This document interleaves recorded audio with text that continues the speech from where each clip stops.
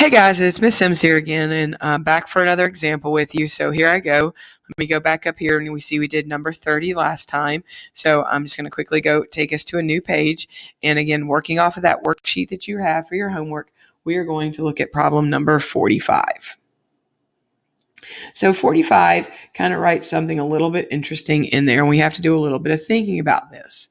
So the first thing they tell me is that the tangent of theta is equal to negative 3 over 4. And then they tell me cosine of theta is greater than 0. All right. So now remember that we talked earlier in the beginning part of the notes about our little thing here. All students take calculus. All right. And so remember what that tells me is about where all I have is positive trig ratios, right? So positive trig ratios, A for all, sine, tangent, cotangent. So they didn't quite write it out this way. But before I even worry about anything else, I'm going to think about this. So really what they're telling me in this problem is that the tangent is negative. Okay, so I know tangent is positive in quadrant 2 or quadrant 3 in quadrant 1. So this problem right here has to be in a quadrant 2 or quadrant 4.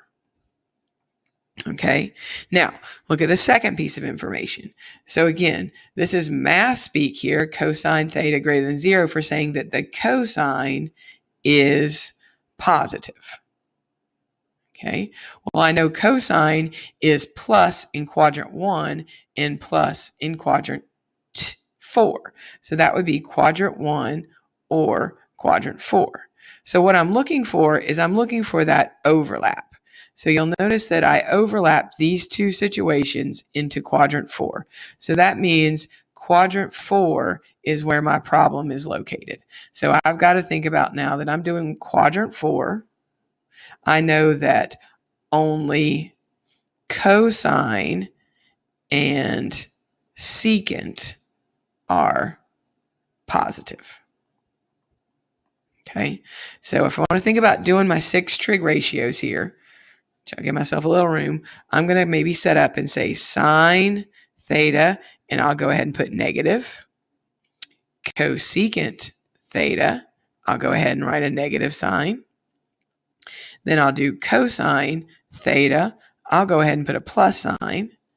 Now we know plus signs aren't necessary.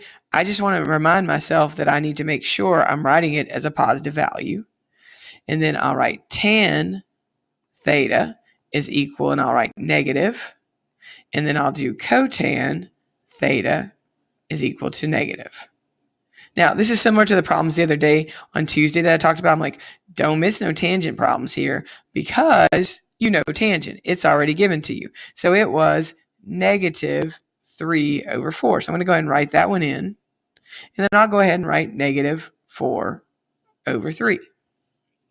All right. So let's remember that if we know a tangent, then I really know, based off a tangent, I'll write it right here. I know that the opposite is 3 and the adjacent is 4. Now, a lot of people get bogged down about, like, Miss Sims, there's a negative. Should I attach it to one of them? I'm like, no, we'll need to attach it to any one of them because we already know when I need to be negative and when I need to be positive. So I'm going to go ahead and find my hypotenuse, which would be the square root of 9 plus 16, which is 5. And I'm ready to go. So I know that sine, which we've already said is negative, is opposite over hypotenuse, 3 over 5. Cosecant, we already know is negative, 5 over 3. Cosine, we already know has to be positive, and that would be adjacent over hypotenuse, 4 over 5. And again, secant we know has to be positive, and so that would be 5 over 4. All right, so let me recap real quick here. So we're looking back at it. So I use the two statements to decide positive versus negative. I narrow one down to 2 quadrants. I narrow the second down to 2 quadrants. There will always be an overlap. Where the overlap occurs is where I'm going to have my answer. All right. So any questions about that?